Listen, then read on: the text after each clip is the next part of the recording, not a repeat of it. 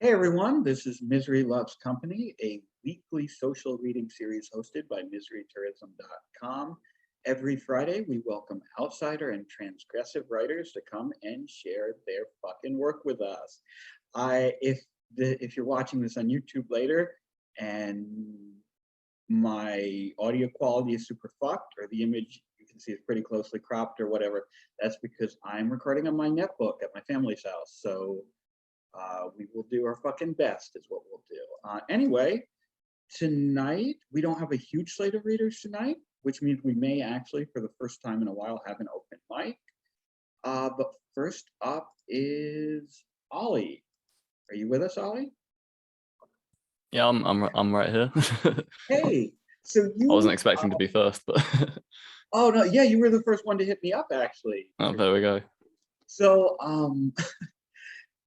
you are going to give a reading today that I guess is inspired by the discourse, right? You're actually not going to be reading your own work, but you're going to be reading some Bukowski, I think. Yeah, I'm gonna be reading Hamon Rye, a chapter. And this is inspired because I went down to my local library and picked up the actual book. Yeah. And an incredible thing happened when I did this. There's something really special about this book, and it's that there's absolutely nothing in the margins. Absolutely nobody has scribbled in it at all and made pithy comments about how messed up he is. So I thought that was really special. You went through the entire book. No one had underlined anything and written like red flags. Nobody had told him to go to therapy, dummy. Nothing like that. Okay, Ollie, I'm sorry for interrupting you. The floor is all. Okay. Our English teacher, Miss Gredis, was the absolute best. She was a blonde with a long, sharp nose. Her nose wasn't much good, but you didn't notice it when you looked at the rest of her. She wore tight dresses and low V-necks, black high-heeled shoes and silk stockings. She was snake-like, with long, beautiful legs. She only sat behind her desk when she took roll call. She kept one desk vacant at the front of her room, and after roll call, she would come down and sit on that desktop, facing us. Miss Gredis sat perched there with her legs crossed and her skirt pulled high. Never had we seen such ankles, such legs, such thighs. Well, there was Lily Fishman, but Lily was a girl woman, while Miss Gredis was in full bloom. And we got to gaze upon her for a full hour each day. There wasn't a boy in that class who wasn't sad when the bell rang, ending the English period. We'd talk about her. You think she wants to be fucked? No, I think she's just teasing us. She knows she's driving us crazy. That's all she needs. That's all she wants. I know where she lives. I'm going over there some night. You wouldn't have the balls. Yeah? Yeah? I'd fuck the shit out of her. She's asking for it. A guy I know in the 8th grade said he went over there one night. Yeah, what happened? She came to the door in a nightgown. Her tits were practically hanging out. The guy said he'd forgotten the next day's homework and wondered what it was. She asked him in. No shit. Yeah, I mean, nothing happened. She made him some tea, told him about the homework, and he left. If I'd gotten in, that would have been it. Yeah, what would he have done? First, I would have cornholed her. Then I would have eaten her pussy. Then I would have fucked her between the tits. And then I would have forced to give her a blowjob. No kidding, dreamer boy. You ever been laid? Fuck yes, I've been laid. Several times. How was it? Lousy. Couldn't come, huh? I came all over the place. I thought I'd never stop. Came all over the palm of your hand, huh? All over your hand, huh? Fuck you guys. I don't think any of us has been laid, said one of the guys. There was silence. That's shit. I was laid when I was 7 years old. That's nothing. I was laid when I was 4. Sure, Red, lay it on good. I got this little girl under the house. You got a hard? Sure. You came? I think so. Something squirted out. Sure, you pissed in her cunt, Red. Balls! What was her name? Betty Ann. Fuck, said the guy who claimed to have gotten laid when he was 7. Mine was named Betty Ann too. That whore, said Red.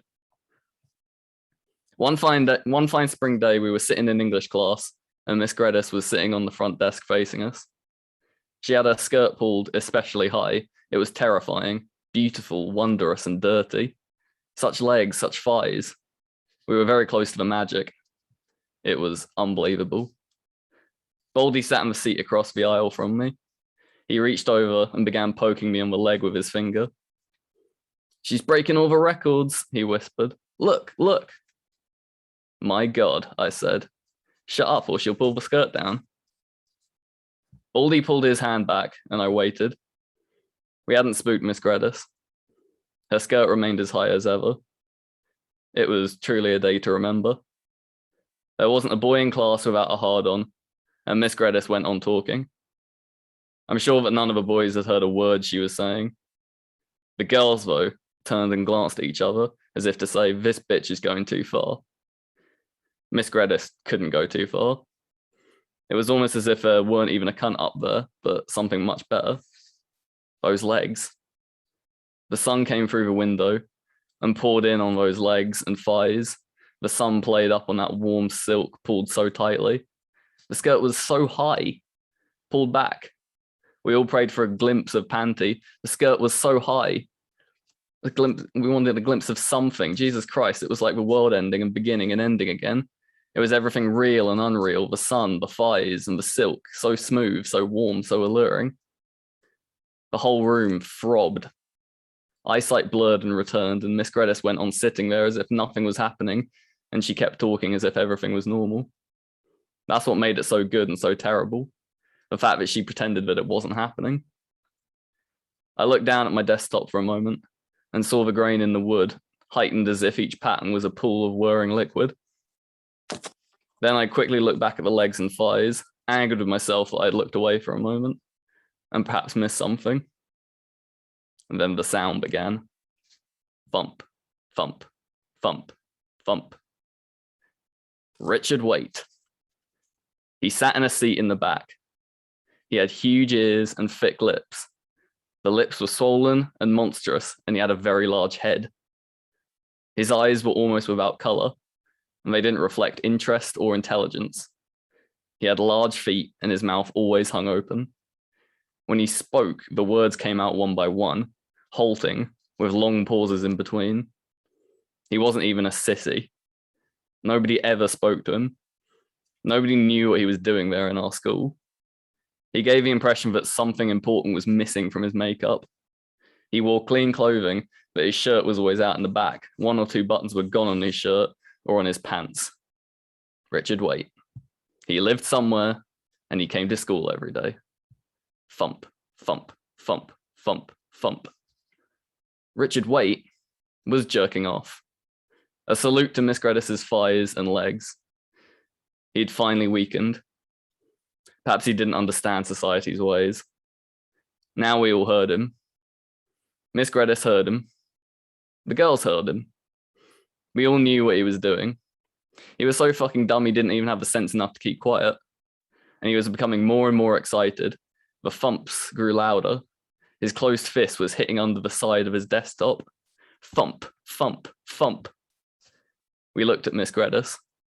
What would she do? She hesitated. She glanced about the class. She smiled, as composed as ever, and then she continued speaking. I believe that the English language is the most expressive and contagious form of communication. To begin with, we should be thankful that we have this unique gift of a great language. And if we abuse it, we are only abusing ourselves. So let us listen, heed, acknowledge our heritage, and yet explore and take risks with language. Thump, thump, thump. We must forget England and their use of our common tongue. Even though English usage is fine, our own American language contains many deep wells of unexplored resources. These resources, as yet, remain untapped. Given the proper moment and the proper writers, there will one day be a literary explosion. Thump, thump, thump.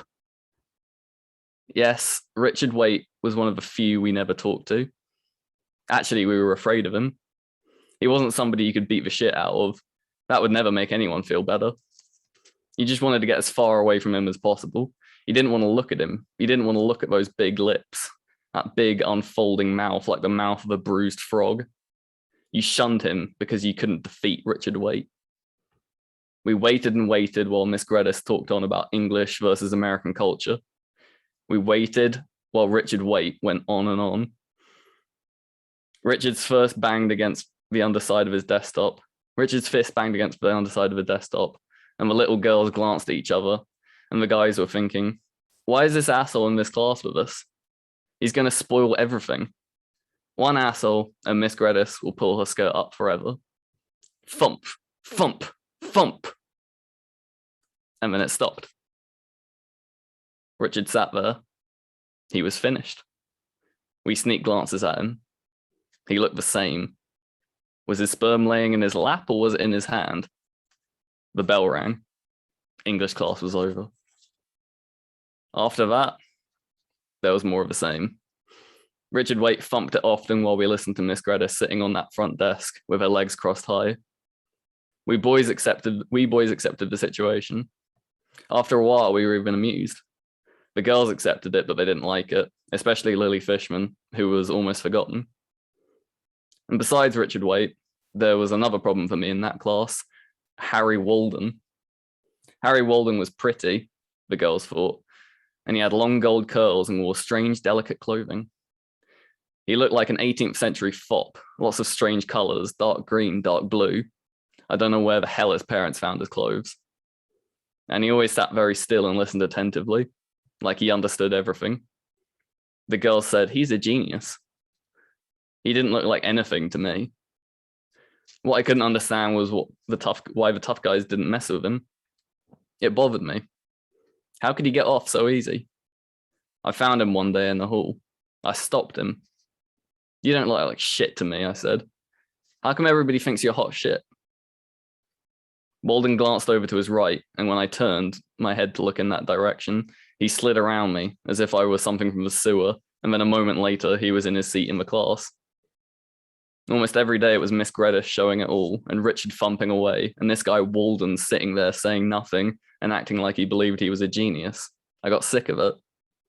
I asked some of the other guys, listen, do you really think Harry Walden is a genius? He just sits around in his pretty clothes and doesn't say anything. What does that prove? We could all do that. They didn't answer me. I couldn't understand their feelings about this fucking guy. And it got worse.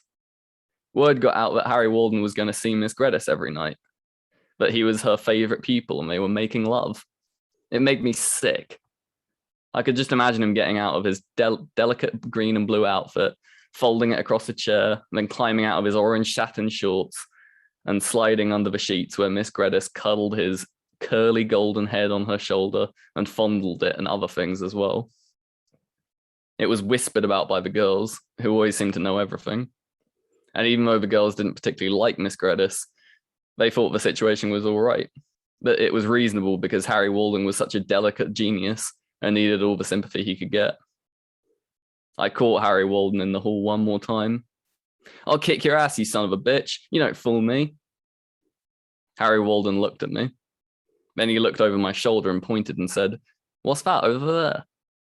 I looked around, and when I looked back, he was gone. He was sitting in the class, safely surrounded by all the girls who thought he was a genius and who loved him. There was more and more whispering about Harry Walden going over to Miss Gredis's house at night, and some days Harry wouldn't even be in class. Those were the best days for me, because I only had to deal with the thumping and not the golden curls and the adoration for that kind of stuff by all the little girls with their skirts and sweaters and starched gingham dresses. When Harry wasn't there, the little girls would whisper, he's just too sensitive. And Red Kirkpatrick would say, she's fucking him to death. One afternoon, I walked into class and Harry Walden's seat was empty. I figured he was just fucking off as usual. Then the word drifted from desk to desk. I was always the last to know anything. It finally got to me. Harry Walden had committed suicide. The night before. Miss Gredis didn't know it yet. I looked over at his seat. He'd never sit there again. All those colourful clothes shot to hell. Miss Gredis finished roll call. She came and sat on the front desk, crossed her legs high. She had on a lighter shade of silk hose than ever before. Her skirt was hiked way back to her thighs. Our American culture, she said, is destined for greatness. The English language, now so limited and structured, will be reinvented and improved upon. Our writers will use what I would like to think of, in my mind, as Americanese. Miss Gredis's stockings were almost skin-colored. It was as if she weren't wearing stockings at all. It was as if she were naked there in front of us. But since she wasn't and only appeared to be, that made it better than ever. More and more we will discover our own truths and our own way of speaking, and this new voice will be uncluttered by old histories, old mores, old dead and useless dreams. Thump, thump, thump.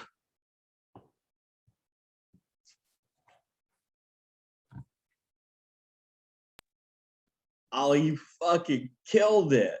You killed it. That was amazing. Your delivery, first of all, I never imagined, it never occurred to me how different Bukowski would sound with an English accent. You know, like you added a whole layer of dignity to one of the least dignified books ever written. But no, oh my God, it's been a few years since I've read Ham on Rye, but I do remember when you were reading it, it all came back to me. And you know what? And really that chapter, and I don't mean to like interrupt you here, but that chapter is such a great argument for Bukowski's actual literary merit, right?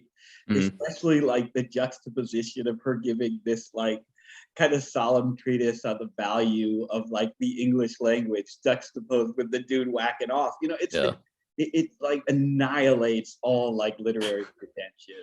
And it's a beautiful piece of writing, and you delivered it wonderfully. Thank you, Ollie. Yeah, thank you. Yeah, I love that onomatopoeia. Like it gets straight into you with just, as you say, no pretension whatsoever. Just like. Absolutely. Thank you so much for sharing that. Thank you. Up next, and I have to be careful because usually I use Firefox, but my netbook is so crippled that if I were to open it now, the whole thing would probably fucking crash. So I've got the list up on Chrome here. Jesse's up next. Hi there. Hey, Jesse, how's it going? Good, how are you? Not too bad. To read a piece that you discovered in an old notebook? Yeah, I was looking through a bunch of old writing and I found this thing and I kind of reworked it. And I tried to write a spy novel a while ago and I only was able to do fragments of it. So this is a fragment from the spy novel. And I'm trying to think of what to tell you to sort of set it up. It's 3,000 words long, so it's kind of long, and I apologize for that. But I beg your indulgence. No problem. As I said, we really don't have that many people signed up for tonight, so tonight's Okay. the perfect night to read a long piece. All right, I think I sent you the link, I sent Misery Tourism the link earlier today. Absolutely, I got that right here. Let's see, just a second. I'm moving a little bit slower tonight because of the.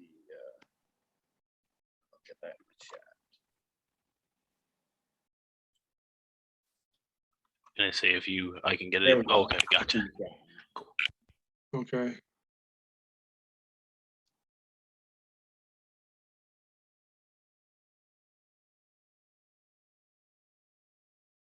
This is called Sudoku Gets Shuffled.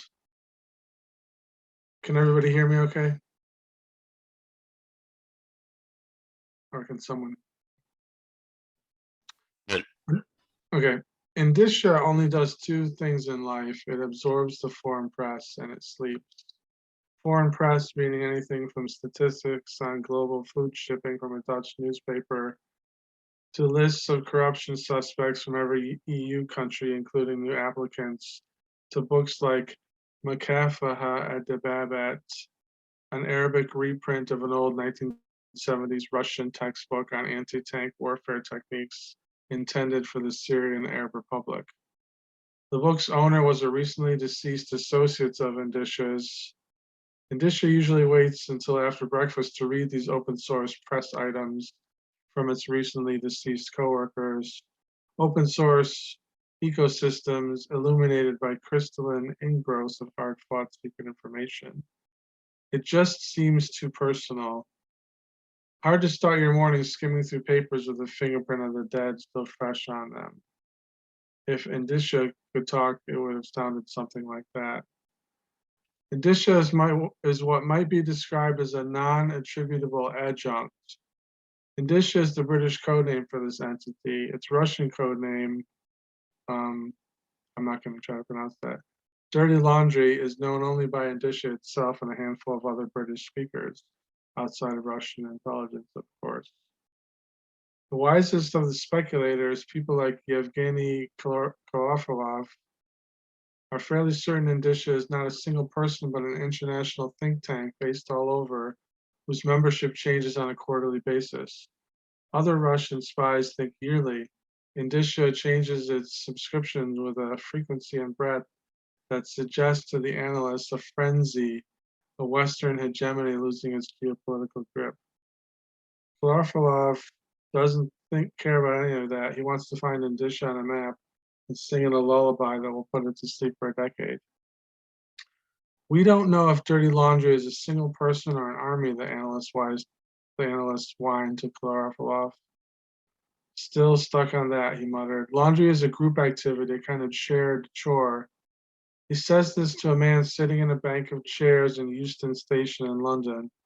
The contact had chosen a location that was optimally out of the fields of vision of the security cameras, their enfilade of surveillance.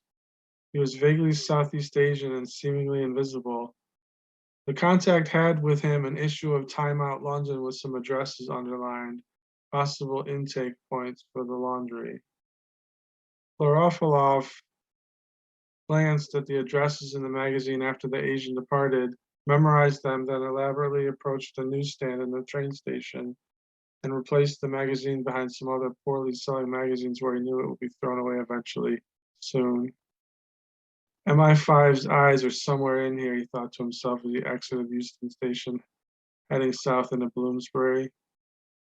Yevgeny had bad skin, not particularly photogenic. Pale, pimply, or at least blotchy. Not handsome, he hoped his face would slide right off the CCTV screens under the all-seeing eye of the British police and those holding their leashes. He had on an Adidas tracksuit and gold jewelry just like any other yob. Not at all what his father would have worn back in his Czechist days, the end drop-off days of chasing West Germans around the subcontinent in a business suit. Suits and ties are for people in movies, Yevgeny thought. All those James Bond fashions are so nation-state, as his Venezuelan girlfriend Carmen Incencia said. Get globalized with it. Carmen had designed 3 of Hugo Chavez's suits herself. She knew clothes very well. She also had garroted a Uruguayan military attaché in a limousine in Mexico City in 2004. Globalized? How about that homeless MI5 guy trailing Yevgeny down the alleys of Whitechapel?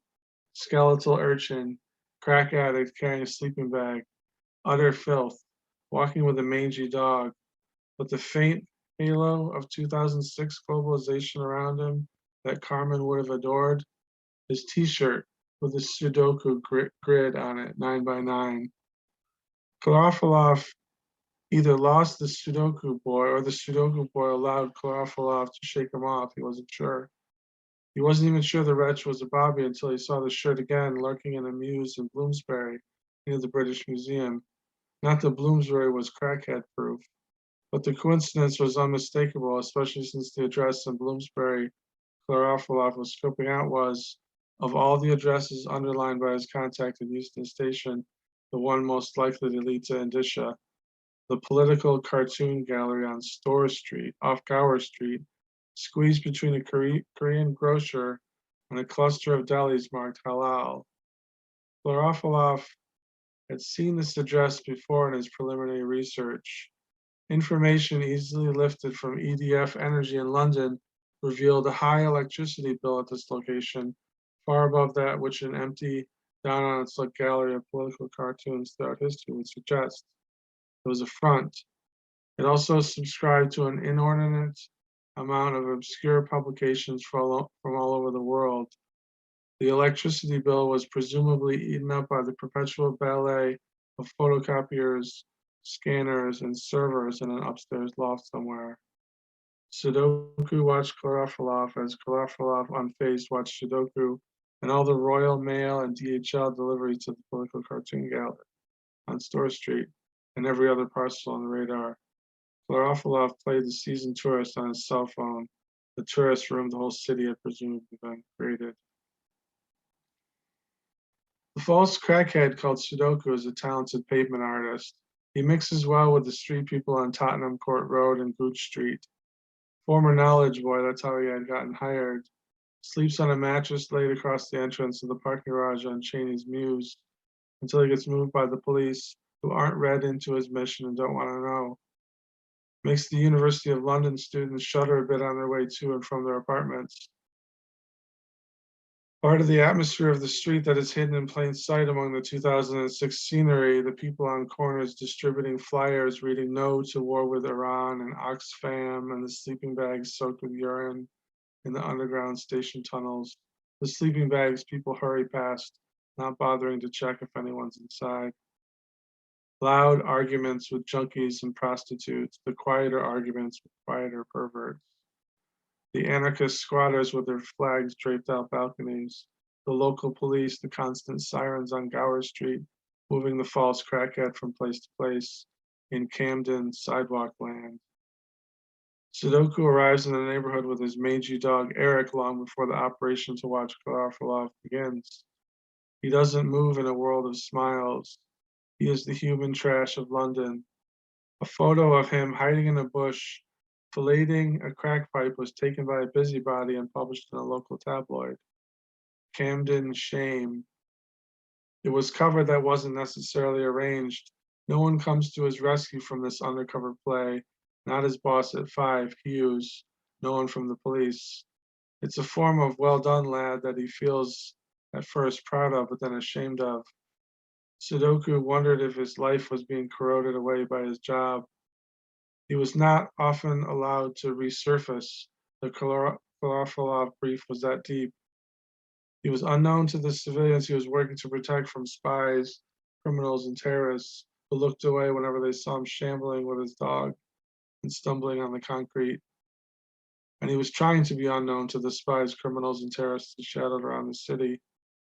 Occasionally, a vicar or somebody would take a break from his daily teardown of all the porno adverts that appeared nightly on every surface like a fungi of sin and offer to help him. Sometimes they meant well, other times they were just looking for a bit of rough trade with some London riffraff. Sometimes he would be choked with sobs when he was under some cardboard box by Euston Station, begging for actual change under the most miserable, soul-denying rain when he thought about how he was dying for England. The despair on his face was an exquisite masterpiece of cover. Only a few people like Hughes know who he truly is, that he's disguised as a drug addict wandering the streets, but he can only exchange looks with this third class of people or gestures. Some of them do break the surface and tell him that they know, but they could be enemies themselves trying to flush him out and expose him. It puts your sanity in question. His boss Hughes didn't give him clearance to read his girlfriend Lily into the deception. Lily, who would throw herself naked at him in her apartment, and she left him, coincidentally for another actual addict smelling of real piss. The word was that Kharlamov was going to approach a receptionist from the political cartoon gallery Solvay during her daily run in Russell Square. The bigger word, which Sudoku wasn't supposed to know, was that the Russians had days before abducted the middle manager at Adisha in Copenhagen, an American, and she had disappeared, and the Russell Square operation with his receptionist Solvay was the second in a 1-2 punch designed to put Adisha on its ass. Sudoku had been in position panhandling in the gap between Bobby's and Russell Square, which was alive with people of every class and stripe. The kindly old woman who met Sudoku every day with some chips and a bottle of water and tried to talk to him about the risen Christ triumphant came round again where he sat on the ground beneath a tree with his dog Eric and his portable filth, as he called it. He asked her for cigarettes. He considered her to be an elaboration of cover, another tributary off the trunk of his deceptive storyline, a detail perhaps not noticed by anyone but himself, as method actors who he loved would tell you if it gets you into the headspace of the acting, it is of value. This got him into the wrong headspace indeed. What Sudoku did not know is that the kindly old woman was a very specialized illegal agent trained in counter-surveillance techniques, eyeball blocking. She had locked onto Sudoku weeks ago under Klarafilov's instructions, and on this particular day of the Solvay operation, the bottle of water which she generously gave him contained an odorless, tasteless concentrate of a substance nicknamed by the Russians Peretiskova, or truffle, which is nothing more than a very powerful dissociative hallucinogen based on dextromethorphan, a common ingredient in cough medicine, but if taken in a large enough dose, which this was times 10, results in a very frightening experience analogous to a large hit of angel dust, PCP. Klarafolov felt flattered that they were sending the younger generation after him, cats like Sudoku. It showed imagination. It made him feel actually at ease to be surveilled by his peripatetic peers, even if they were as transparent as the plastic around a newsagent's chair. Perhaps his own cohort, be they Brits or Americans, would relate to him. Still, a pretty girl in a sundress wouldn't hurt, he reasoned. A sundress found in a mine shaft, a woman in a mine shaft, a mine in London, a virtual London that is being broadcast in a kind of theme park museum. The evil ones doing it have trapped your population inside a theme park. They won. They want you to come to the museum side. Gnawing sadness, defeat confused for triumph, and then some music that frees you. It's where the theme park becomes museum. Follow the music into the museum, the British Museum. Remember when you made it as far as the Elgin marbles before they threw you out? You lost your marbles. If those unlocking moments in music, those aesthetic enzymes are the only moments the nameless emotion can be released, wouldn't it make sense to listen to that musical passage over and over again? Only as much sense as it makes to take the same pill over and over again, disregarding the tolerance that builds up against the pill's effects. Somehow it doesn't work repetitiously. The release must come at an infrequent, irregular interval, or not at all, the right time. Irregular becomes regal, IURR. He found himself laying on his back in the dirt under the tree in Russell Square. The bobby was kicking him in the shin to get him to move and giving him a rasher of South London abuse. The bobby was as big as an oak. The old woman was gone from the park bench, saving souls elsewhere. The chips were gone from their carton. Eric ate them all. He was in a pilot episode of an educational series to be shown on Channel 4, and the bobby was the director. This was his first time in the limelight. He crept off the set, having sabotaged this lecture from within. Actually, Sudoku had no connection with him. It was Klarafilov's name for him. This agent's code name was Regal IURR. IU, internal undermining, RR, Russian radio. Originally, it was just sound radio programs. Now it encompassed all enemy propaganda in 2006 and beyond. He was a British policeman with the code name Regal IURR. Russian radio was itself a code name for a propaganda program MI5 calls Question Space. It impacts the societies called the UK and America. It was not, in fact, a Russian radio station, but something transmitted into the streets of London like a sinister hologram, and that a British policeman with the codename Regal would undermine internally by walking around. Irregular? The question mark at the end of the tagline of the awful advertisement, designed by Russian radio and pasted on walls to ridicule Regal's digestive cycle. Don't do commercials. Only searching for the truth. In an octopus cage with 81 squares. I do Sudoku in ink. I have more ink. Japanese black ink. He was staring into the front window of a sushi restaurant on Tottenham Court Road next to whole street lengths of electronic stores run by Pakistanis each with a TV in the window hooked up to a video camera trained on a sidewalk spot outside where Sudoku passed like a ghost. Sudoku is a weapon, a mental strengthening agent, a good agent doing battle with whoever runs the media company. Question space. The Sudoku answer page is your one-time pad. Sounds menstrual, irregular. The woman lost in Copenhagen wouldn't know, possibly drugged by her captors to forget, with ink and Daisha, piles of black binders she's forced to photocopy. The print button on the copier is poison, she fears, with the shuffles. She's a pathetic slave of question space now, abducted in Copenhagen. There was one tributary of her story where she thought she might have been pregnant, freed from this awful memory erasing drug. He couldn't go to a hospital and blow his cover and needed to find Hughes and explain to him that he'd lost his mind and let the Russian film director win by kidnapping the girl from the gallery and saying, "Cut." Eric had run off and been hit by a red lorry. We have to reveal question space to her, the museum. You're receiving this through the Daily Sudoku and the Financial Times. Your code name is Regal IURR. He clawed his way to the underground station on Tottenham Court Road. He sat and watched for the man in the tracksuit or the receptionist.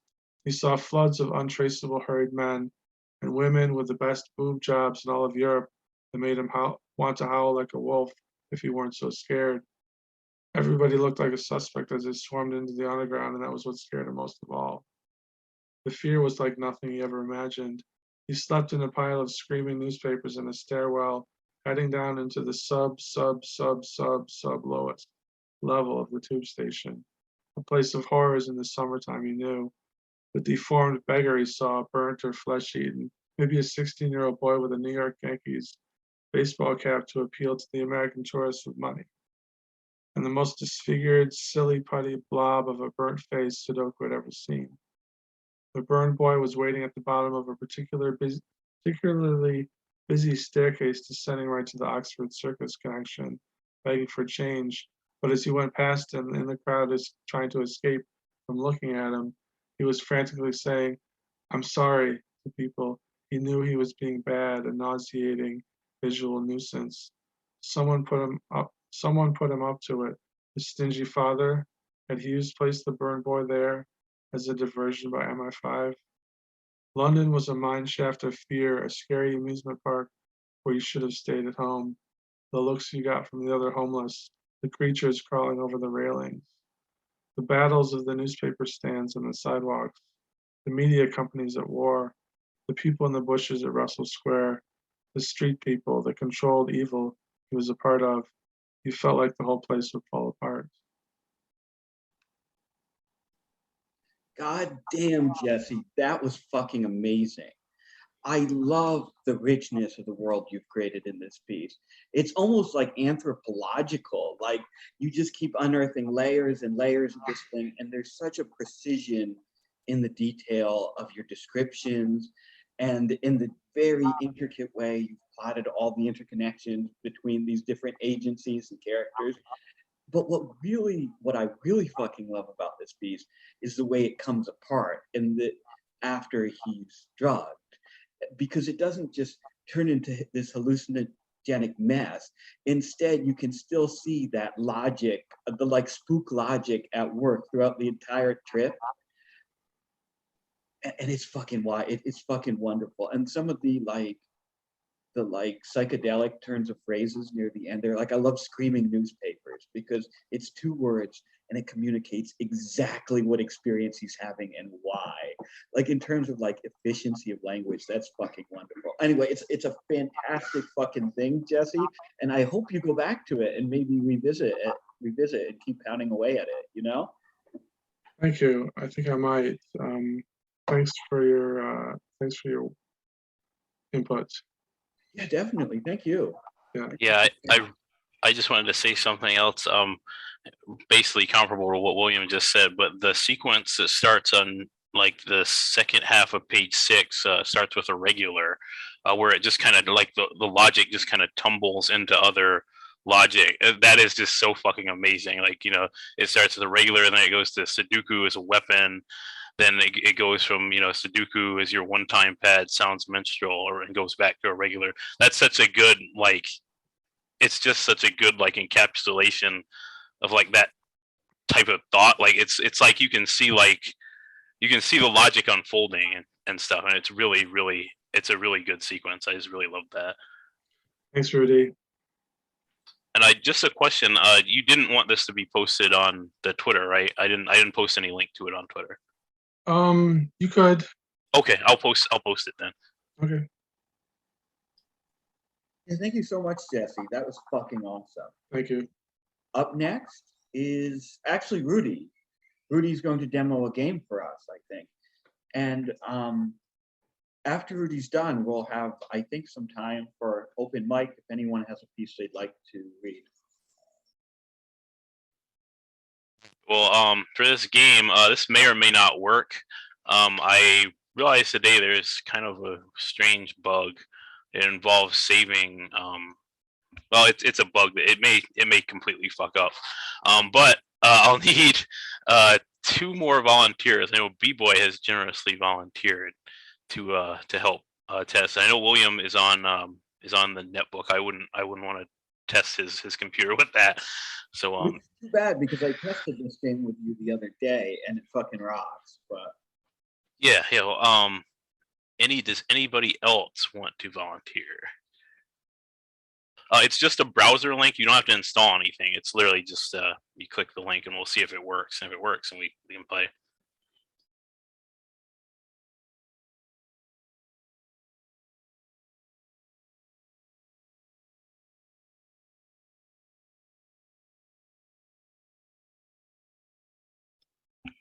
And if not, I will. We can do it. Maybe we can do it in the after the open mic or whatever's. GG, did you? I thought you. Oh, GG. I'm sorry. GG volunteered too, I believe. Is that enough, or do we need like a full party for this kind of thing? Oh, you need 4, so I just need 1 more then. 3. Oh, I can do it. Oh, Carter. Okay. Yeah, I was talking, but I was muted because I don't know how to use computers. Well, neither do I because I think I programmed this pretty badly, but we'll see if it works. Let me just get the link here. Also, for anybody that might have that I showed this earlier and you might have pulled up the link, the link has changed. So I'm going to put the real link into the thing here. So once we get in here, I'm just going to start up because I'm going to host it. It is a network dealie here. So there's the link in the chat. Yeah. So let all of the volunteers let me know when you're in there, and when you're in, you can just press enter, and it should go to a screen that's like a white screen. And you're going to share the screen with it on it, right? So that we. I am. Yep. I'm in, I think. Okay. My team, click anywhere. I'm B. Yep. Okay. I'm A. 2 already. Okay, I'm seeing 2 ready. Let me just get this in a separate thing because I don't want to share my whole browser here. So we just get this in a thing here. GG, I just want to say I love your background. I wanted to have some fun. What is that background? North Korea. Oh, fuck yeah. Oh, nice. Yeah, look, there's this yeah. guy right here. Oh. So I'm going to share my screen now. Is that okay with everybody? Yep. Okay with me. Roger. Yeah, and I know my bookmarks are really embarrassing. I'm sorry. So 2 are ready. So we need 1 more. Whoever. I'm leading in trying to read them. I love games. I knew games. What is game jams? Basically, a game jam is like this deal that happens for like a month or maybe more, where you just build a game, or like it can last for like weeks. Kind of thing. Yeah, like have you ever heard of like Let 'em Dare or that kind of shit? Like it's kind of similar deal. So we got 2 people ready. Hang on here. I was Okay. picturing YouTube links to I'm gonna like techno refresh. music. Okay. It says click anywhere. Should I just click? Sorry, I'm kind of fucked up, and I just. Oh, jumped oops. in. I didn't know. I didn't know. It's possible. It's only 4 players, so Oh, it's okay. It's all good. yeah. I So Already ready up I in the lobby. refreshed and now I think I'm stuck on the click anywhere screen. okay, let's just back out here. Because I Let me think- like redo some stuff. Okay, I'm gonna back out. So I'm gonna make the game a different name. All right. Here, let's see. Oh, I just now realized Time Cube is one of your books. Time Cube. It's the first one. Yes, yeah. So I really want to know what's in other bookmarks. Like, what was too shameful to make it up? yeah. The things he doesn't even want to see on a regular basis. It goes in the folder. I mean, considering how many 200-word RPG links are there, it's Oh, gotta yeah. be real shameful. It's fucking shameful, believe me. So I just recreated it. So if 3 of you want to get in, whichever 3 want to come in, I guess first come first serve, I guess. Fucking race. And when you get in, you can just click. You should just be able to click the screen where it says your team, and that will ready you up. Why am I on team D? I feel like Oh no, okay. Yeah, that's yeah. Did you enter Rudy as the Oh, thing? I did not. Okay. 1 second. Oh, Yeah, we may have to. I guess Ah. we're gonna have to refresh here because you guys probably went to the first game that was Yeah. created. I don't know. I was in before, but now every time I get to the your team click anywhere screen. Oh, here we go. I'm in. No, I'm good. I'm Alright, good. I'm there you on team B. I'm I'm A. in. No, this is You where we see- may crash. So let me know if you get into the game. I see a the black screen? rules. Okay, everybody Yeah. see the rules? Yep. Yeah. All right, great. I'm going to click to begin. Actually, first of all, do we like this layout? So I never explained Oh, the yeah. rules to this game. So basically, when you're in shadow, you turn black. Well, you know what? I'll just read the rules because I have the rules pulled up here. So I'm going to exit this because I feel like reading the rules is kind of important for this one, even though they are very short. So oops. Okay, here it is. Okay, so each player controls 1 of 4 tribes that are jockeying for position around a fire. This is the fire right here. And as you move pieces around, the firelight casts a shadow that shades other pieces. These are the pieces right here. If you're not in someone's shadow, you're enjoying the warmth of the fire. Great. Pieces completely in shadow are kara, which is empty in Japanese. And in this metaphor for social media or whatever, it basically means you're in total darkness because you're a reprobate on social media, I guess.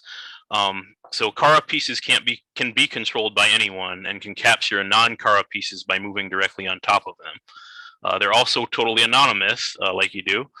Any piece that remains kara for 2 rounds will fade away. So if you stay in darkness for too long, you'll actually lose your pieces.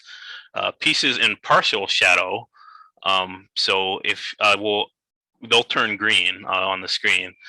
They create hope at the end of the round, which temporarily guards them and pieces nearby from being assailed by the kara pieces, the ones in darkness.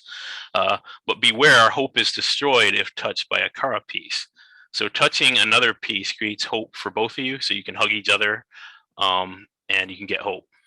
So touching the fire will kill you because you don't want to touch the fire. And when a tribe has no more pieces, they get to decide who to give their turn slots to. So if you look up here, these are the turn slots. You got A, B, C, and D. That corresponds to the letter that's on each one of these pieces. Some of the pieces may not be visible right now because they're underneath each other, because they spawned underneath each other, because that's the way it kind of works.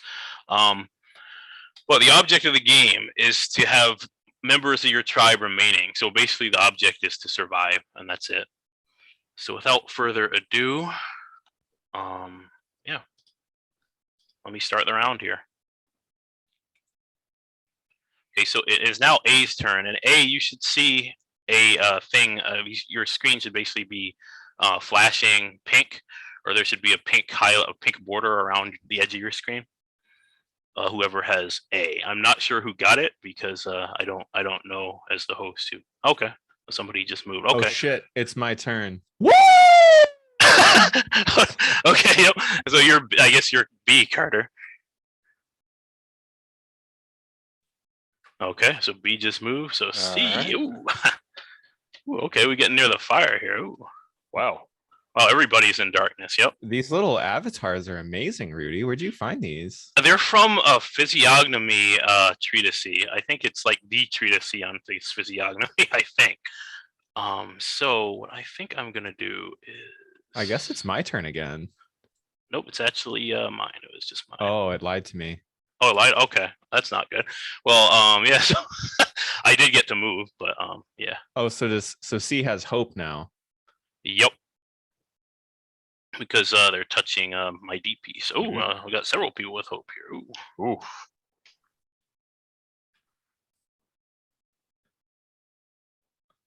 Okay. Okay. Oh, so you burst my hope. Okay, fair.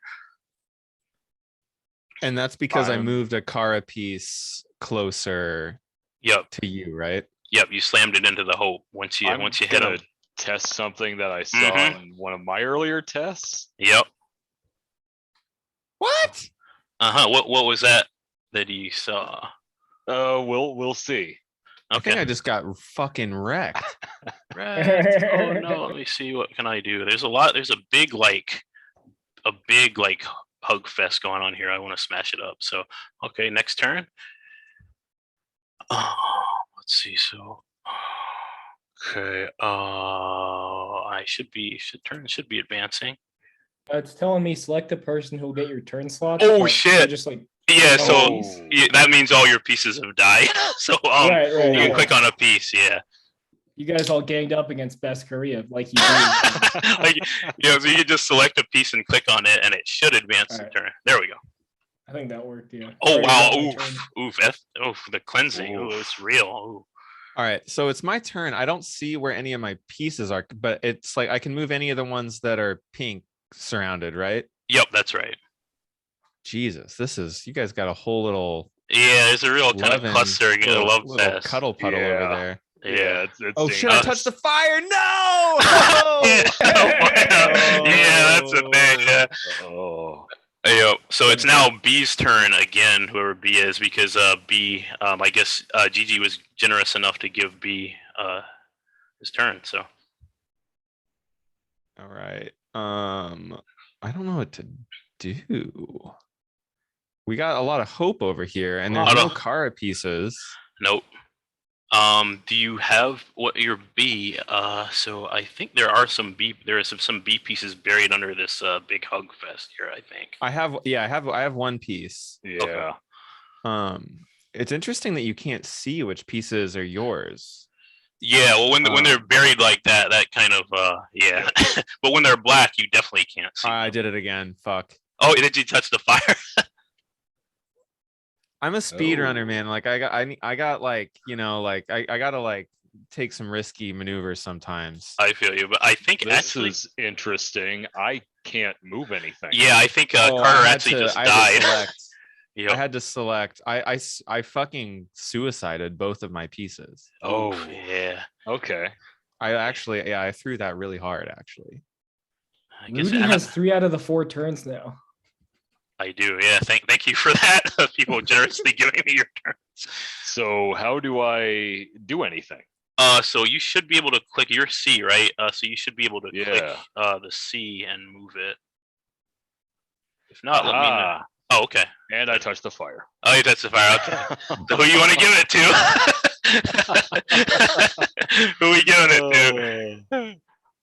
How do I do that? Oh, you gotta click. I don't think I can. Oh, He's you not can't? dead yet. Oh, he's not dead dead? yet. There's a wait. D and a C. Oh, there's a D and a C. Oh, you're right. Yep. Yep. You're right. There's somebody. Oh, you're right. Yeah. Okay. So do Oh, I this want? is basically a checkmate situation. too, Yes, isn't it is. Yes, it is. Except you have the shields. You actually have a kind of an advantage. Maybe. I mean, I can't kill you for at least. Because unless Oh, I, actually, no. Never mind. I'm sorry. I But can't Rudy e- can move into your shadow Oh, and yeah. become a Kara. Right. Yep. So I have one more turn, but I still can't. Now you get your turn. So I totally Rudy's fucked that up. Rudy's gonna wreck you. I don't know. I totally fucked it up. I fucked it up already because okay, fair. Oh, There. okay. Okay. Oh wait, Rudy, were you D or C? I'm He was D. D. Okay, so yeah. Oh, Wait, hey, it's all me, I guess. So you know what? In the interest of fairness, since nobody really knew how to play, I'm gonna All just right. there you go. That's the end of it for everybody. The internet now browses our remains. fuck yeah, dude. I So love you that. want to check That's another awesome. round here?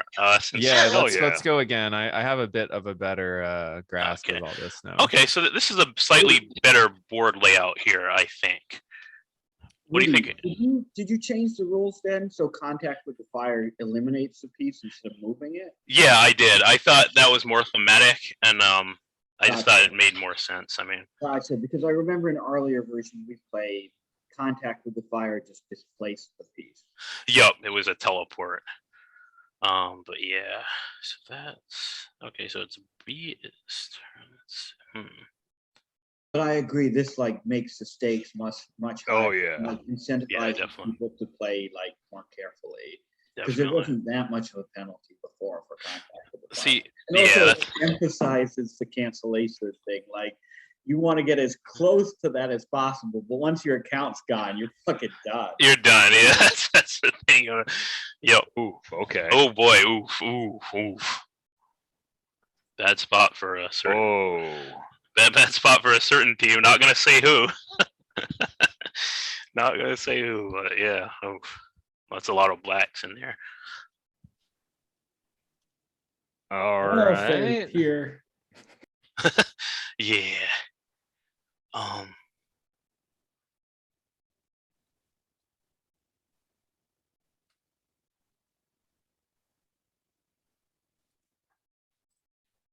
So what are you thinking? Okay. Oh, okay. I see what you did there. Okay, that's an Fuck. interesting strat. That is interesting. But I think I'm gonna. Yeah. It's a gambit. It may not play out. Let's turn this into a love fest. Yeah, it may not, but that's. A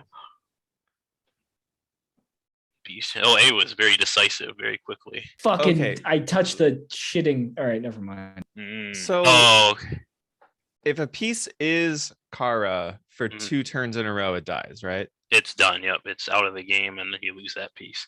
But a Kara piece can also destroy another piece, right? That's right. Yep. You just move it over the piece you want to destroy. You kind of have to place it close because there is also the option to touch the piece, like I'm like B and C are doing right now in Hub. Yep. But you have to place them basically right over the other piece. Yeah, so basically what happened was one of the Kara pieces tried to destroy my piece, but then Team A moved a non-Kara piece touching mine, so now I survived somehow. Oh, interesting. I think Yeah. that's what happened. That could, yeah. I was I'm trying not- to move it over to the right to like touch mine so I could get another one, but I just touched the fire by accident. I can't decide if it's like beneficial or bad to like make Kara of other pieces. Yeah, it can be kind of weird Yeah. because like if you shadow too many pieces, then you're putting yourself kind of in danger because there's a lot of pieces that have option to get it you if the piece you use to shadow them is your own piece. But if you I guess like being a Kara piece protects you. So like if you're in the black, you're protected, but only for 2 turns because then you can only stay there for 2 turns because you'll die otherwise. I see. Ooh. Okay. Okay, yes, okay. One thing I found is that the edges are a pretty safe strategy until something like this happens where people are just see it, Yeah. and it's like okay, but if you forget which pieces are yours, then it becomes kind of weird. It becomes very threatening. It becomes threatening, yeah, because like okay, so I know like I can count my pieces here, that I can see, but I can count and see that I have one that's Kara, unless I've lost one. So That was strange, but okay. what happened there? It stopped in the middle of a move. Ah, okay. Yes, there's But, still a few yeah. networking issues. That's all good. Let's see. What do I? Oh boy, yeah. See, this is a weird, precarious situation. That guy down there has a shield, so I kind of want to preserve that. But at the same time, I really want to burst that shield, though. So what I think I'm gonna do. I think I'm just gonna go after this B piece right here. There we go. And it's not my piece, so I I knew that one wasn't mine, so I just moved it to capture there. Or at least I guessed that that one wasn't mine. I didn't know. GG says my pieces look like Putin. Yeah, that's real true. Oh, okay. Oh, boy, yeah. See, I have a really bad memory, so I think both of those are mine. Yeah, I think one of those is mine. Yeah, I'm pretty sure I know which one's mine.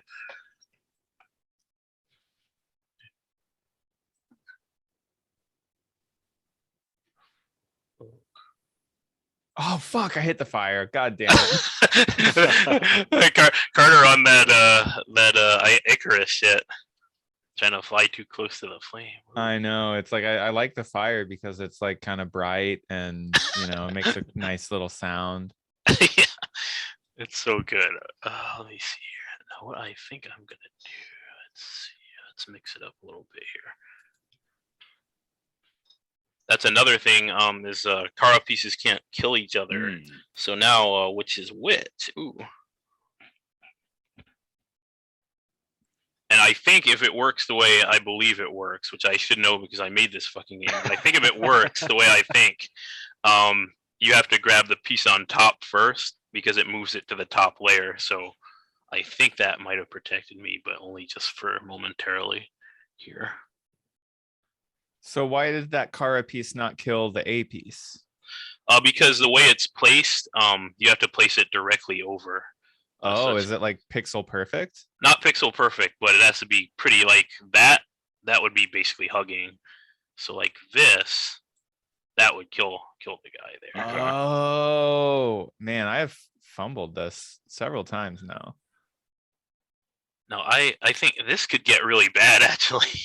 Actually, this could get bad because each of us has one piece. Yeah. Yeah, yep. There's no longer ambiguity about which one's in the set. Ooh, hug fest. Ooh. Okay. Oh shit, yep. Oh, there goes me. That's dirty. That's dirty. That's aggressive. You know what? You get some props for that. I'll give you my turn just for that. You're kissing. Oh my god. Shit. I get like I get the spoils of war. Yeah. Yep. Fuck. That's pretty nice. I'm gonna kill you now. Oh wait, but I need to become Kara so I can kill you. Yep. Yeah, I go over here. Yeah. Oh shit. Yeah. Yeah. Oh, so I'm advancing. Yeah. Okay. Oh boy. Huh. Oh. Oh boy. Oh shit. Oh shit. This is a prisoner's dilemma. Yeah. Yeah. Yeah. Yeah. Oh fuck. Why am I here now? I got teleported. Oh, you were teleported? Yeah. Okay. Oh, that's not good. Okay. Oh, well, interesting. I'll just go back to this, I guess. Oh, okay. Fascinating. Let's see. Oh Does boy. being like a double shadow teleport you? Or is that maybe just like a I moved glitch? you. It I shouldn't. moved that piece. Oh, you moved it. Okay. Oh no. Okay. Oh. These are in shadow. Anyone can move that. Yeah, anyone can move the pieces in shadow. That's right. Yeah. Oh, I did not realize that. That's crazy. Oh, okay. Yeah. Wait, what just happened? Oh, it was just the turn end. Okay. So yeah. I'm trying Does to this still end at round 7, Rudy? ends at round 8. So if you Okay. guys are gonna kill each other, you have 2 rounds to do it. So something was weird there. I got like stopped on the way. I think that same thing happened to Brandon earlier. Yeah. Oh, okay. Oh, well, nobody's gone. I didn't mean to move from like kind of far away to kind of close. I was trying to attack, but it's okay. Oh, okay. Which piece were you? Oh, you're A, right? I'm B. Oh, you're B. Okay. Okay. Okay. Gotcha. Yeah. It must. Oh, there you go. Oh, there it goes again. All right. Did the same thing. Oh, did the same thing. Yeah. The bubble just got burst that time. Yeah, the bubble burst on my end. Somebody Yeah. with that and knocked out the hope. That's what happened. I do like the like turning over like turn privilege mechanic. Oh. That, like, Oh, yeah, somebody like- just went out. Oh, dirty. Oh, did you hit the Oh, Yeah, I got fire? wrecked. I I'm gonna go hit the pee. I'll be right fire. back. Oh, Okay, it's well, all B. Yep. Fuck yeah. So Wow, rags to riches. So you don't actually win the game at this point, and that's intentional. You can do whatever you want. So yeah, you can do your victory lap. Or your several, but yeah, Oh, yeah, that's it. You're the influencer. You all knew Carter was going to end up the influencer. Yeah. That's actually great because that leads me to the piece I wanted to read in the open mic. Well, awesome. you know Oh, what? nice, nice. Open mic, as soon as Rudy's done, we're moving on to the open mic. All right, I have an influencer piece. Yeah, that's game over. That is the end. Awesome. Nice. So, Carter, Thanks you for sharing. That was really fun, man. Yeah, that's fantastic. Yeah, this is great. I like once I got it, it's actually super fun. cool. Yeah. So Carter, you can actually go first in the open mic then. If anyone else wants to read during the open mic, just put it in the chat. But first, I want to ask Rudy, because Rudy, you've talked to your inspiration about your inspiration for this game to me, but you explained the rules, but didn't really talk too much about what inspired the game. So I do want to ask you about what inspired this game, right? Yeah. So I have a statement here about the name of the game. If I could, I'd like to read that because that totally explains and also doesn't explain what this game is about. A statement or a manifesto? It's a manifesto, I guess you might call it. Some real Unabomber shit. So the name of this game. So Kara canceling is an especially janky version of the standard fighting game animation cancel technique. But in Kara canceling, some properties of a canceled move are applied to the next move the player inputs. So you could cancel like a special move that has a property like it moves you, and the next move you input, it will move you a little bit. So it's often used by high-level players to gain advantage, particularly when trying to control the space their characters are brawling in. When thinking about a name for this game, the complexities of social media, the echo chambers, the discourse with a capital D, the bizarre ad hominem mini games people play that are kind of reminiscent of another fighting game technique called footsie, actually, were in the front of my mind, as was the concept of controlling space. Whether that space is a board sitting on the table, a volatile internet forum, or a rectangular overstimulation prism with sweet parallax located in the 13th hierarchical city of Kagutsuchi. The themes the game plays with, alienation, being ostracized, status contests, are all wrapped up in mechanics that deal with controlling space and social maneuvering. The word Kara means empty in Japanese, and empty space in this game is both a threat and an opportunity. Does that answer the question? It sure is fucked up. No, but basically it's inspired by cancel culture, like the idea of like pieces in shadow, like shadowing someone. I started out to make a game where people like eclipsed each other sort of, and like people in shadow were like reprobates, but they were also dangerous because that's how it works, right? I mean, it's like, you know, people, you shade someone, they're gonna throw shade back, you know, that's the thing. So that it's just kind of inspired by social media stuff, the idea of alienation, ostracization, shunning, that kind of thing. Yeah, no, that's awesome. And I love the idea that like someone being out of the limelight makes them more dangerous, or someone being canceled, quote unquote, is like on the one hand like a diminishment of social status, but also an opportunity to pull some shit to reinforce your sort of social status. And I really do like the way the pieces in the shadow work in this, where it's like there's this weird relationship where like putting someone in that position like actually means you have to keep an eye on them more. It doesn't Right. Right? It means that suddenly, oh shit, like that guy's gunning for you now. And I don't know, I think it's a really fun take on that concept. And also a really intuitive game, you know, in that like you naturally learn the mechanics while you play, at least from my run with it, which I think is pretty cool. So yeah, man, that's Cool. fun. Cool. Thanks. Carter, you're up first for the open mic, and then I see Unity has something to read. Yeah, don't worry, mine's really quick and really stupid. Okay. So I'm not going to read like a story or anything literary whatsoever. But I did accidentally have a slightly viral tweet earlier. I think it was like yesterday morning. I posted some pictures Was of it these the billboards Ohio that have one? gone up around LA, which are billboards that are encouraging people to move to Ohio from California. So let me post the link to the tweet in case anyone hasn't seen it, because it'll give some good context for like what I'm gonna read. So I spent like an hour today just because I should have been doing other stuff, and that's how my brain works. I like spent like an hour compiling my favorite quote tweets of this tweet about Ohio. And I'm gonna do a reading of some of those. So I'll post the link so you guys can follow along if you would like.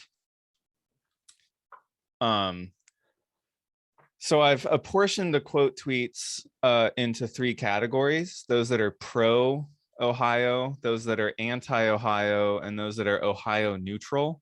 And I'm going to read them in that order.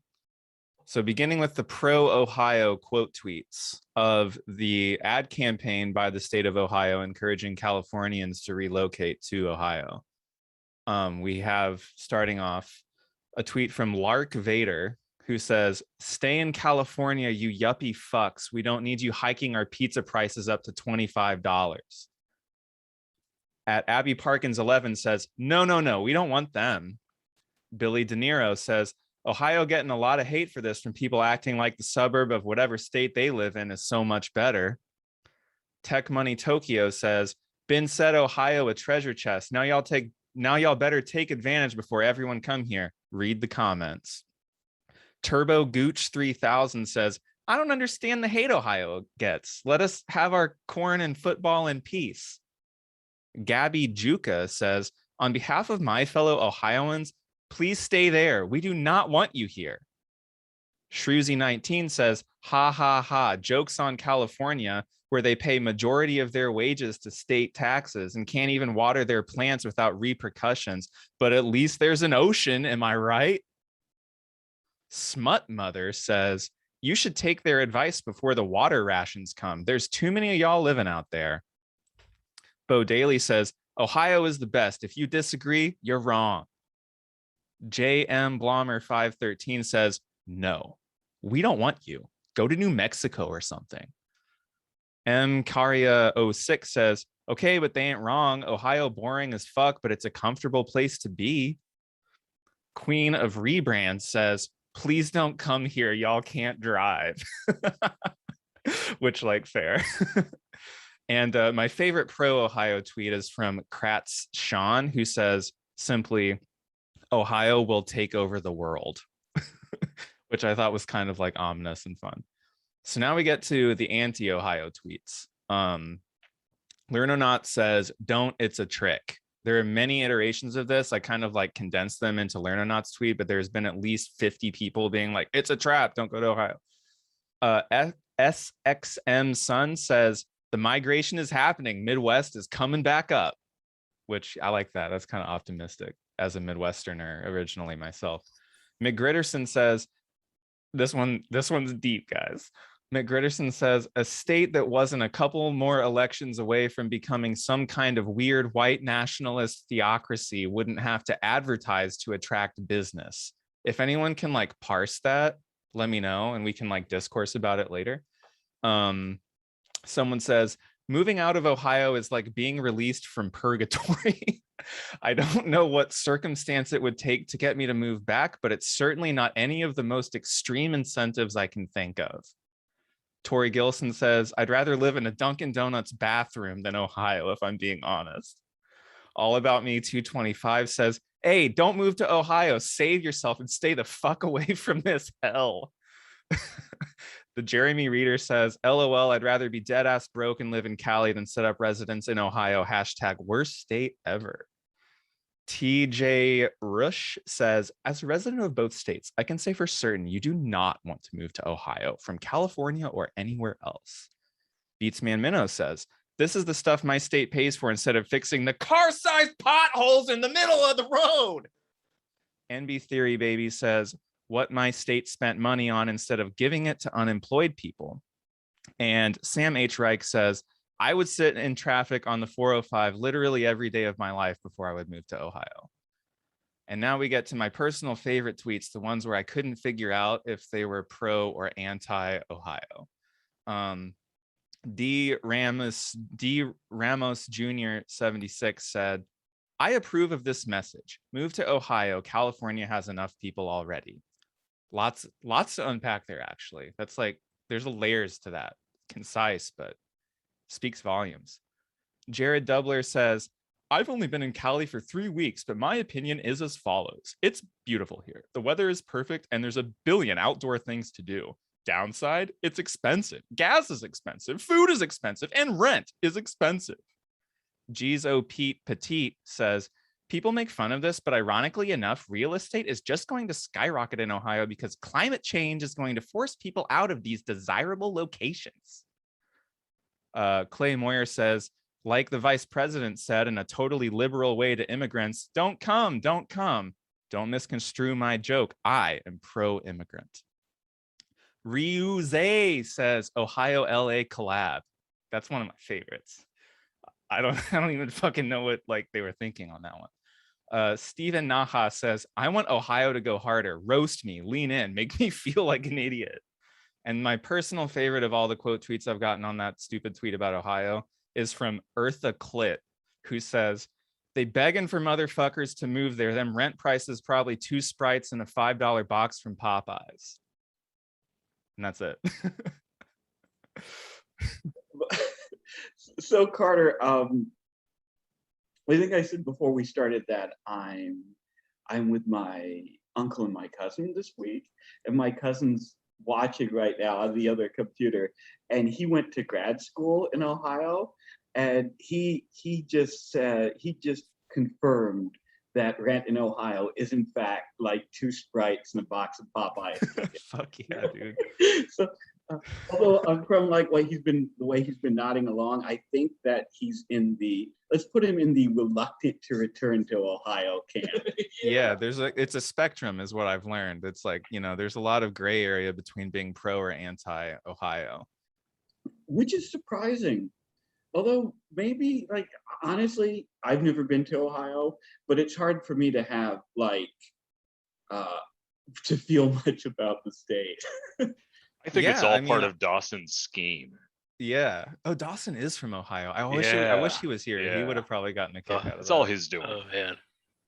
I grew up like the next state over, and Ohio was always this like just other shitty place, basically. I think it's probably better than Indiana, but like I don't know. Anyway, thanks for indulging me on that one. I know that was like kind of like on the better than Indiana thing. So I don't know, Andy, better than Indiana? Indiana closer to Chicago is the thing, and yeah, that's true. You can get to a real city quicker when you're in Indiana.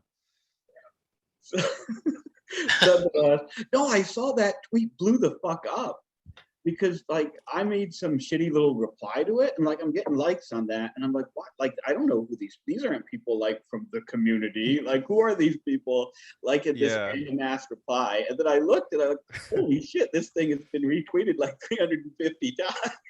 It's like there's a lot of takes on it. We sparked Ohio discourse. I will say that there were a lot of quote tweets to the effect of like early on that were like, read the replies. The replies were so good. So I was like, my mutuals, we killed it. Ohio, a very controversial state, apparently. I guess so. Yeah. To that, I'll let you guys do actual art now. But thanks for indulging me on that one. Well, I have something to say. All the little chicks with the crimson lips go Cleveland rocks, Cleveland rocks. And that's all I have to say about that. I agree. Thank you, Rudy.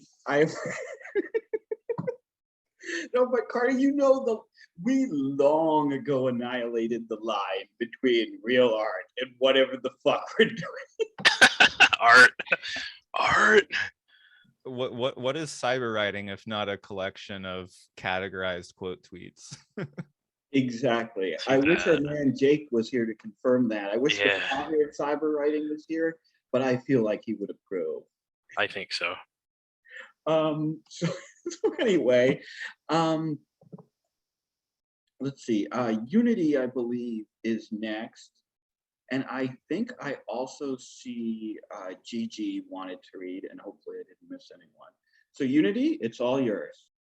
I'm gonna read after we stop recording. All right, go for it, Unity.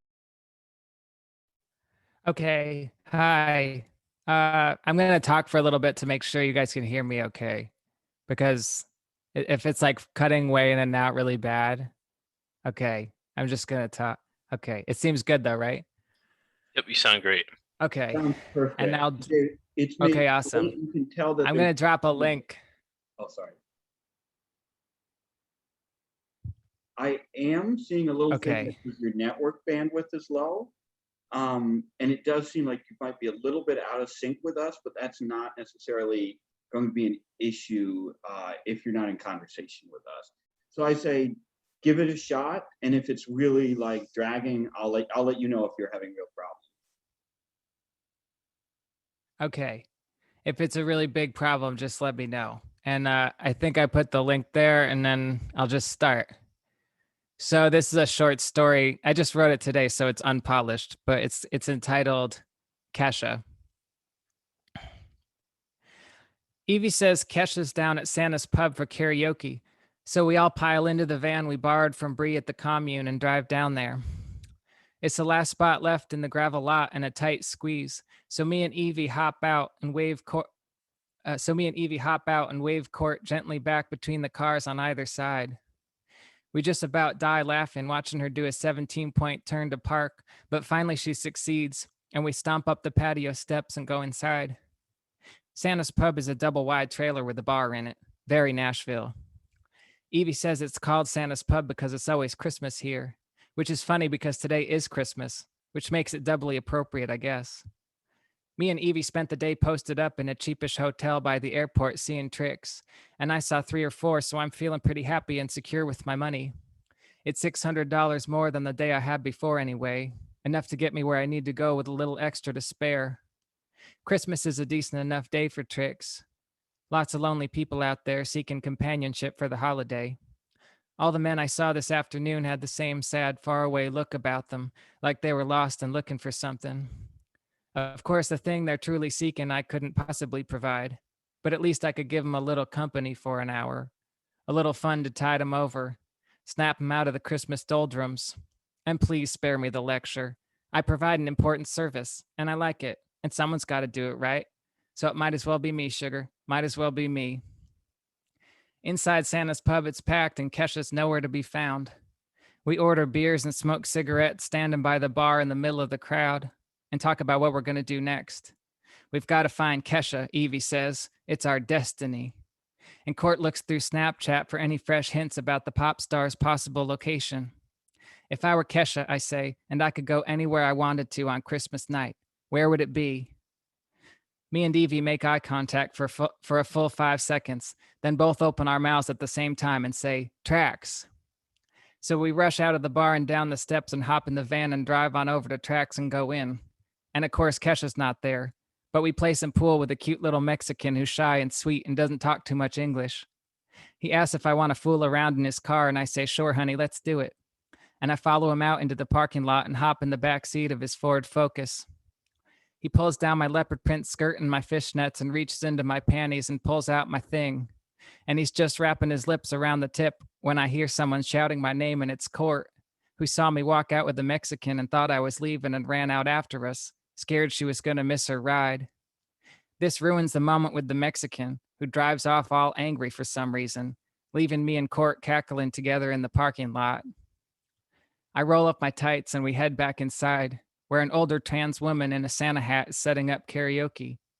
Here, Evie says, Merry Christmas, honey, and slips a pill between my lips, which I swallow with a sip from my gin and tonic. And by the time it's my turn to go up and sing, all the lights strung up across the bar for Christmas have set themselves to twinkling. And the lights make me feel so warm and so special. And I'm feeling so good. And I'm so happy to be here with my girlfriends on Christmas. And I love them both so much. I go up there and belt out my favorite Little Big Town song and dedicate it to the both of them. Though it's Evie I look at mostly while I sing. Evie, my best girl, my ride or die, my true heart's companion, the girl I'd be with if I swung both ways, and don't both of us know it. And I wipe a tear from my eye and blow her a kiss as I slide the microphone back in the stand and step down off the stage. The next day, I match on Tinder with a man named Richard. He's handsome and bearded and well put together, a silver fox type with kind and friendly features. He asks if I can meet at his hotel downtown for an hour, which is just enough time before my Greyhound arrives. In the hotel, he has me strip naked and stretch out on the bed, and he looks me up and down and smiles, nodding. And before I leave, he strokes my hair and kisses my cheek and hands me his number and says to call him. And the next time I'm in town, I do, and we meet up again, and then again. And 7 or 8 months later, he asked me to be his wife, and I gladly accept. He's a good man and delivers on his word to make me happy. He pays for all my surgeries, the boob job, the nose job, the hairline, the butt. He pays for me to attend community college and get my associates. He even gives me my first real job as an office manager at his construction firm.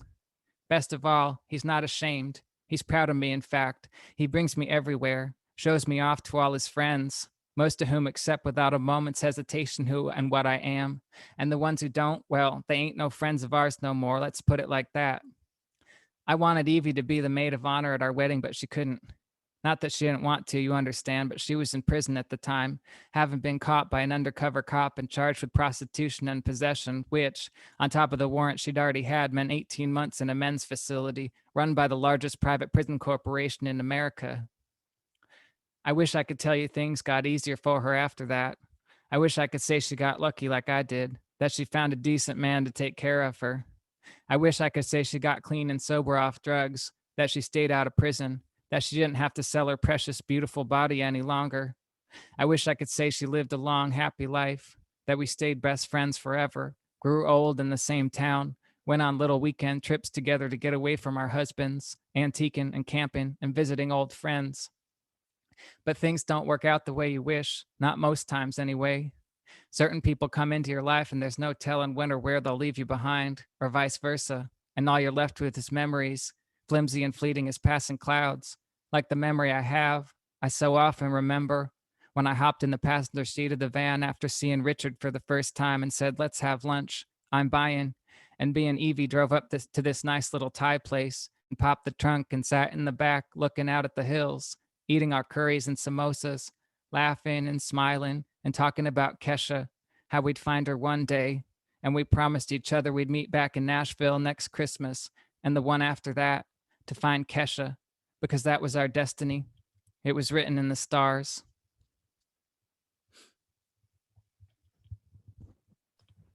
That was beautiful, Unity.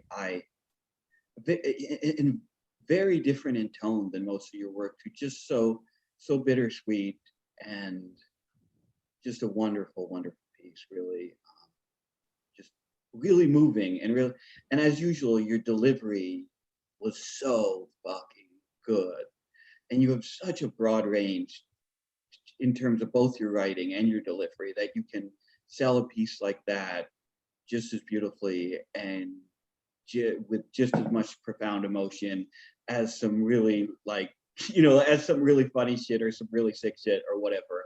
No, I loved it. Thank you so much for sharing. Thanks. Do we have anyone else who would like to read tonight?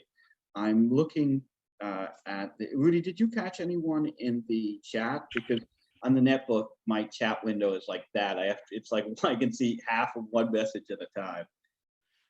Nope. I see. The only one I see is Gigi, who said that he's going to read after the open mic. Gigi, is it something that you really have to read after? Are you that ashamed? Is it that problematic? Yeah, maybe. I think if it's that problematic, I think you have to read it now.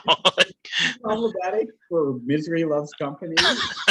You will not bully the best Korea. We will not take this kind of treatment. We move in secrecy, and that's what keeps us alive. There.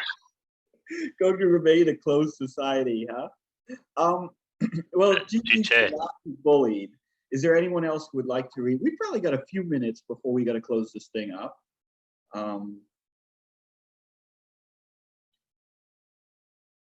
No? All right, that's fine. We'll actually, we'll call the like main section, like we'll call it like the reading part of Misery Loves Company to close then now. And then I will leave the Zoom chat up for a little while, but not too long, because Andrew and I were going to watch a movie in a little bit, but I will like leave it up for a half hour or so probably. Okay, anyway, if you were watching this on YouTube after the fact, this has been Misery Loves Company. We do this every fucking week, every Friday night, 8 p.m. Eastern, 5 p.m. Pacific. It is open to all. If you've been watching these on YouTube and you're not sure if you want to join us, you should. Anyone can come and read, and anyone can come and lurk and listen. We tweet the link out in advance, usually about 15 minutes in advance of the show or around the time of the show. Our Twitter account is @MiseryTourism. And yeah, it's been a fun fucking time, guys. Thank you for everyone who came and shared your work. Carter, Unity, Rudy, not Gigi, Jesse, and I forgot who read first. I'm sorry. Oh, Ollie with the awesome, and thank you also to Bukowski. You never went to therapy, buddy, and it's for the best. All right, that's it. We're fucking done. We pulled the plug on this thing. Fuck.